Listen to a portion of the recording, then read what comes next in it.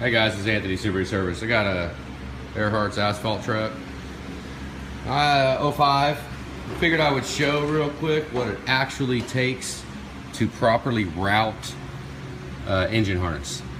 This is engine harness replacement, and it's freaking shot. It was, I mean, let me show you what warrants an engine harness replacement.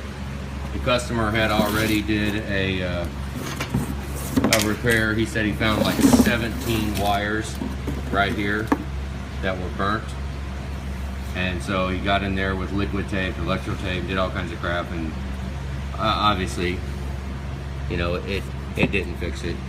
I mean, see the ICP here.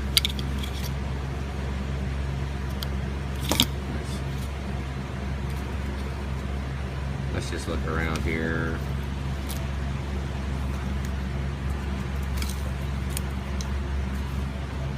See, that right there warrants.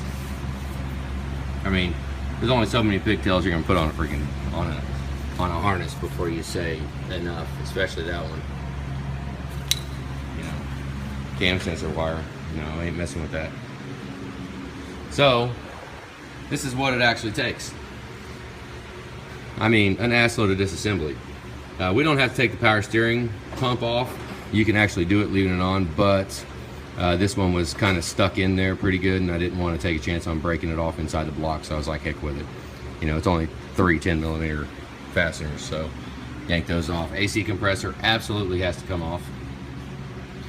The fuel banjos, because the line, you can always tell when somebody's been into it and didn't know what the hell they're doing, because the AC line and the crank sensor line goes over the banjo line, the fuel line.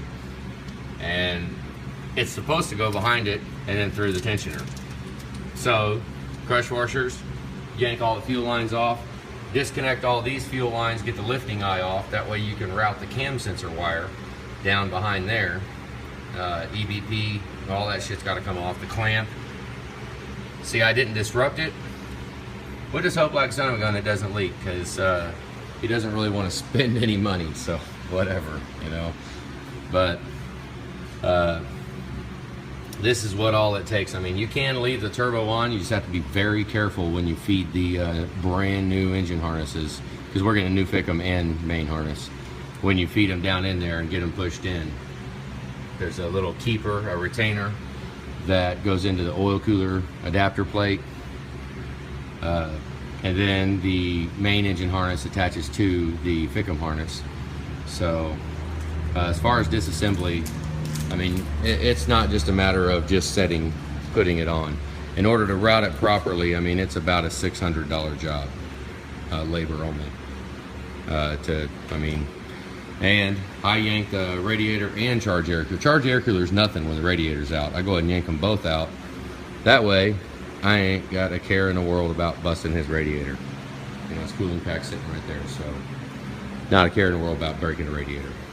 But just figured I'd show. He opted not to relocate the EBP. For those of you that are considering doing this, this is an absolute perfect time to get the front FICM mount. They're expensive though. You might find one salvage. Get a front FICM mount that's got the stud, and then go ahead and replace the EBP adapter, replace the EBP tube, and make it late model. Make it 07. Just get all the parts for an 07. Then buy an engine harness for an 07, put the engine harness on, and then the EBP will already be relocated away from the thermostat.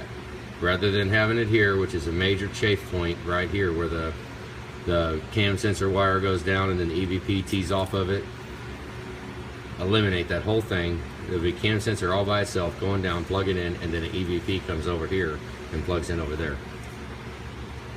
So, I mean, that's what I leaned on him pretty hard to do that, but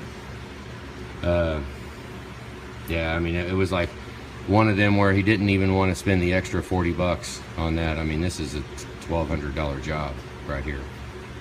Not a freaking little job, and it sucks. I hate having all this freaking dirty parts. I'd rather just disassemble the whole freaking thing and at least get them hot tanked so it looks good going back on. But I mean, what can I do? You know, he over and over again. It's got a wrong oil filter cap on it that's not even seated down all the way. I mean, it's just, I actually said when we was talking about Fickum harness, didn't want to do the Fickum harness, and I actually said that's just going to piss me off. I said that's because we're not going to go through all this freaking work and then skimp out on a $200 harness.